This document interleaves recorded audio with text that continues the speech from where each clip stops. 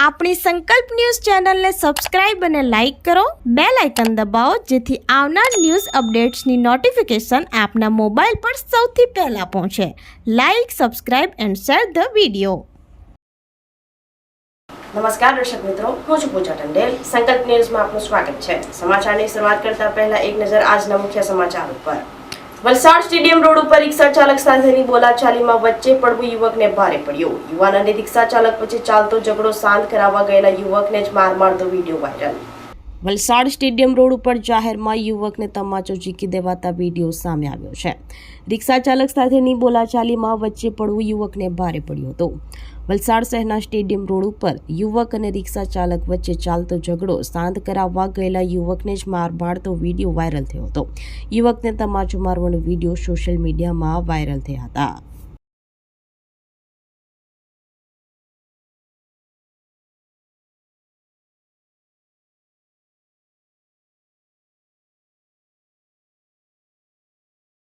વલસાડ જિલ્લા સેવા સદન જર્જરિત તોડતી વખતે દિવાલ ધરાશયી થતા હાઇડ્રા બ્રેકર ઉપર પડતા કામદારોનો બચાવ.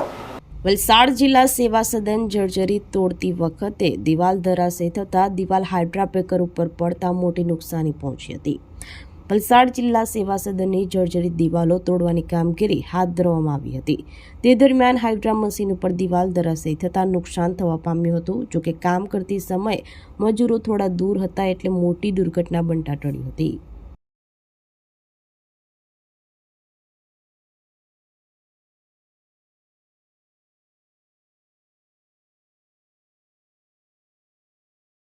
અંકલેશ્વરમાં રોડના સાઈડે ખાડામાં 5 થી 6 ફૂટ લાંબુ મગરનું બચ્ચું દેખાતા લોકોમાં ભયનો માહોલ. અંકલેશ્વરના છાપરા પાટિયાથી ભૂત મામાની દેરી વચ્ચેના રોડની સાઈડ ઉપર આવેલા ખાડામાં 5 થી 6 ફૂટ લાંબુ મગરનું બચ્ચું જોવા મળ્યું, જેને લઈ સમગ્ર વિસ્તારમાં ભયનો માહોલ ફેલાયો છે. સ્થાનિક લોકોના જણાવ્યા અનુસાર રોડની સાઈડ ઉપર આવેલા પાણી ભરાયેલા ખાડામાં અચાનક મગરનું બચ્ચું દેખાતા વાહન ચાલકો અને રાહદારીઓમાં અફરાતફરી મચી ગઈ હતી. છાપરા પાટિયા ભૂત મામાની દેરી વચ્ચેનો રોડ ઉપર સાઈડના ખાડામાં અંદાજે 5 થી 6 ફૂટ મગરનું બચ્ચું દેખાતા સ્થાનિકોએ તાત્કાલિક વન વિભાગને જાણ કરી હતી. લોકોની માંગ છે કે નજીકમાં આવેલા ખાડા અને પાણી ભરાયેલા વિસ્તારોની તાત્કાલિક તપાસ કરવામાં આવે અને મગર જેવા જોખમી જીવોથી લોકોને બચાવવા કાયમી વ્યવસ્થા કરવામાં આવે. રોડ ઉપરથી પસાર થતા નાગરિકો સાવચેત રહે, બાળકોને એકલા બહાર ન મોકલે અને કોઈ પણ સંજોગોમાં મગરની નજીક જવાની કોશિશ ન કરે હોવાની અપીલ કરી હતી. ભરૂચથી રિપોર્ટર અવી સૈયદ, સંકલ્પ ન્યૂઝ.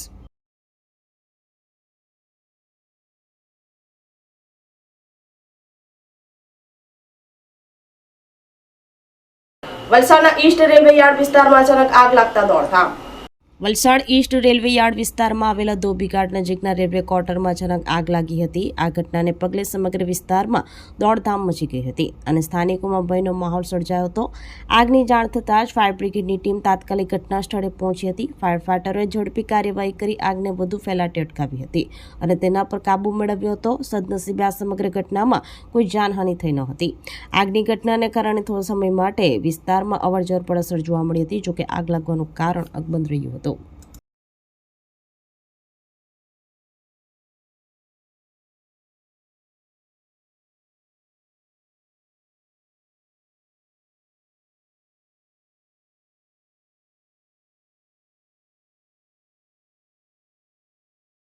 ગીર સોમનાથમાં પીએમ મોદીના આગમનને લઈ આહિર સમાજ દ્વારા ઐતિહાસિક મહારાસની ભવ્ય તૈયારીઓ.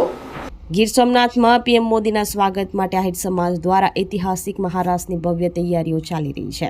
સોમનાથ મંદિર પરિસરમાં આહિર સમાજની બહેનો દ્વારા મહારાસની રિહર્સલ ચાલી રહી છે.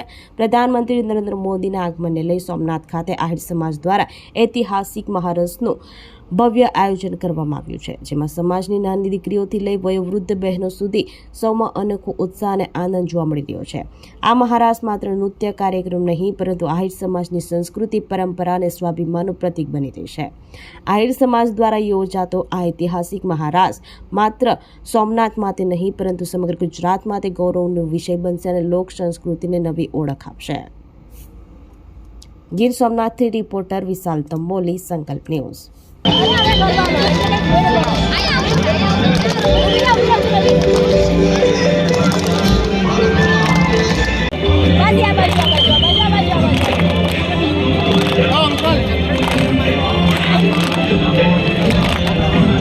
much you win?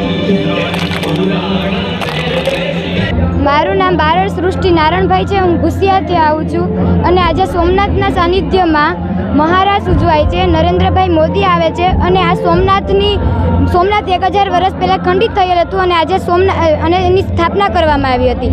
અને પછી આજે નરેન્દ્રભાઈ મોદી આવી રહ્યા છે અને નરેન્દ્રભાઈ મોદી એટલે એના માટે એટલો ઉત્સવ થઈ રહ્યો છે અમને સોમનાથમાં કે અમે અહીંયા મહારાણી રાસ કરી રહ્યા છે. કાલે 1000 આઈરાણીઓ સોમનાથના સાનિધ્યમાં મહારાસ કરી રહ્યા છે. તો તમે લોકો લાઈવ અમે લોકોને જોઈ શકો એ માટે ખૂબ ખૂબ અભિનંદન અને આભાર.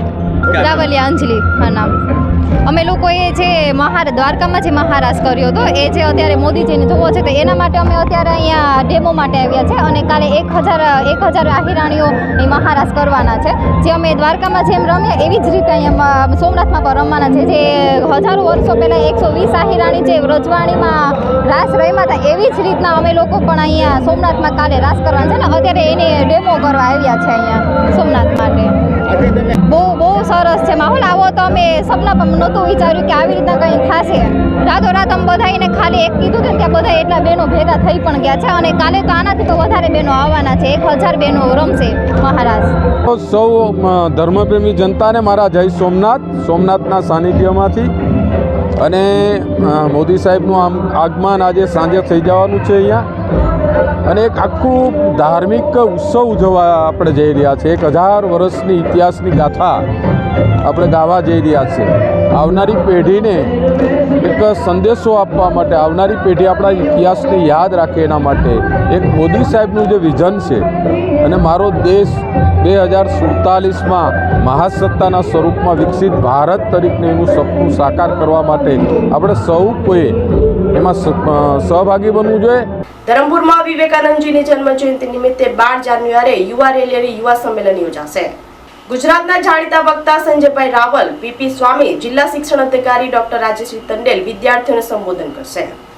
વિવેકાનંદ ઉત્સવના ઉપક્રમે શ્રી રામકૃષ્ણ વિવેકાનંદ સેવા સમિતિ ટ્રસ્ટ ધરમપુર દ્વારા આગામી તારીખ 12 જાન્યુઆરી સોમવારે વિશ્વાચાર્ય સ્વામી વિવેકાનંદજીની 164મી જન્મ જયંતિ રાષ્ટ્રીય યુવા દિન ઉજવણી નિમિત્તે સવારે 8 કલાકે યુવા રેલી અને બાદ SMSM હાઈસ્કૂલ ખાતે યુવા સંમેલનનું આયોજન કરવામાં આવ્યું છે. જેમાં ધરમપુર નગરના અને તાલુકાની વિવિધ શાળા અને મહાશાળાના 2500થી 3000 વિદ્યાર્થી મિત્રો ભાગ લેશે. સ્વામી વિવેકાનંદ સ્મારક સમડી ચોક સ્થિત વિવેકાનંદજીની પ્રતિમા ખાતે નગરજનો અને શાળા પરિવાર દ્વારા પુષ્પાંજલિ અર્પણ કરવામાં આવશે. બાદમાં આયોજિત યુવા રેલીમાં વિદ્યાર્થીઓ અને શાળાના શિક્ષકો જોડાશે. આયોજિત યુવા સંમેલનમાં ઉપસ્થિત વિદ્યાર્થીઓને યુવા ગુજરાતના જાણીતા વક્તા મોટિવેટર સંજયભાઈ રાવલ, પ્રયોસા પ્રતિષ્ઠાન ડાંગના પ્રણેતા પીપી સ્વામી અને વલસાડ જિલ્લા શિક્ષણ અધિકારી ડોક્ટર રાજેશ્રીબેન ટંડેલ વિદ્યાર્થીઓને સંબોધન કરી પ્રેરણા પૂરી પાડશે. યુવા વિદ્યાર્થીઓના તમામ પ્રશ્નો માટે વિશેષ પ્રશ્નોત્તરી કાર્યક્રમ પણ યોજાશે. યુવા રેલી અને યુવા સંમેલનની સફળતાર્થે તાળામાર તૈયારીઓ ચાલી રહી છે. વિવેકાનંદની પ્રેરણાથી અને 5000 પુસ્તકો વાંચીને તમારી સમક્ષ ઊભો છું. There were 43 civilizations in the world. Babylon, Greek, the huge civilization હતા. એ 43 માંથી 42 civilization ખતમ થઈ ગયા અને only this Sanatan civilization survived. અને this is due to this kind of સંત મહાત્માઓ. આ એ લોકો છે કે જેણે આપણને જીવન જીવવાની શું વાત હતી એ કહી પણ આપણને ટપ્પી પડી નથી. આવા સમયે આ વિવેકાનંદ, હું જરાય એની આગળ સ્વામી સંત નહીં લગાવું, હું એમનો મિત્ર છું.